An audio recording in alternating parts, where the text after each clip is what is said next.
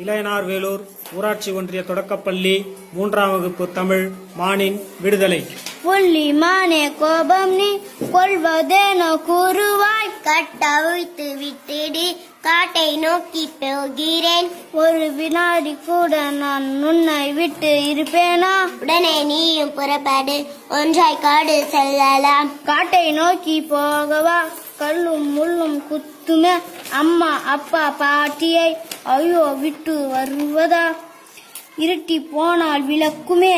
இல்லை அந்த காட்டிலே சிங்கம் கரடி புலியுமே சீறி வந்து கடிக்குமே. அப்படித்தான் எனக்குமே, அதிக கஷ்டமில்லையோ. சுற்ற தாங்கள் வருவாரோ, துள்ளி சுற்ற முடியுமா?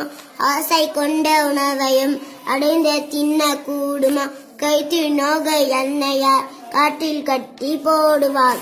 இதனை கேட்ட அவன் மனம் இலகி போச்சு மெத்தவும்.